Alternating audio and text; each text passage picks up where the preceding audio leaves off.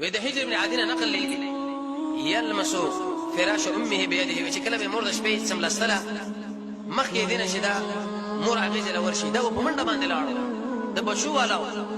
وې زر به د مور د بستر د شو وکتا لاس به قرباني ورو چې کله به کمزې غوټه موټه نه غزه به زر اوار کی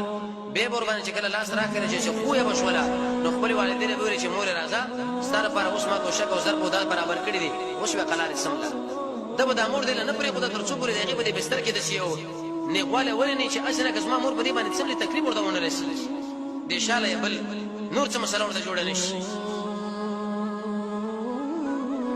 نو به به یو فایزا امن ان يكون عليه وې چې کله به امن کې شو چې په دې کې غوټي موټي نشته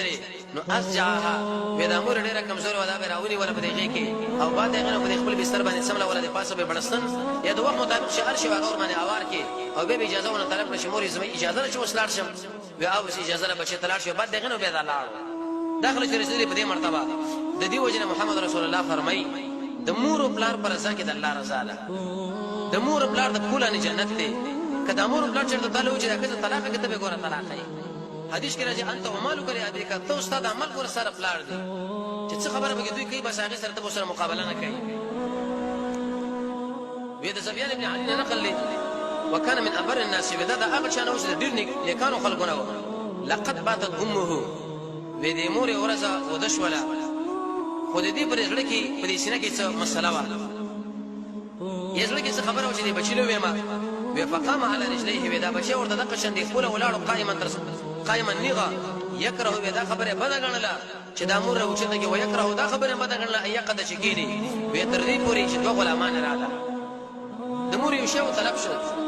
چې بچي زما خپل اوبر راوړه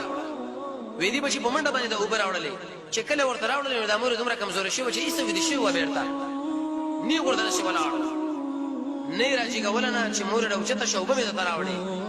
او نه کې نسلو وسه کې ځکه نه و د امر به आवाज وکړي به چې راوچته کې به ورته تکلیفونه راشي غلامان ورته رااله وی حتی تر دې پورې چې دا یو غلام په دې طرف در دی په بلا به نشي قربان دي ډډه هو ولا شنو باندې شولې و ولیکن امده شي ولاړو تر دې پورې چې مور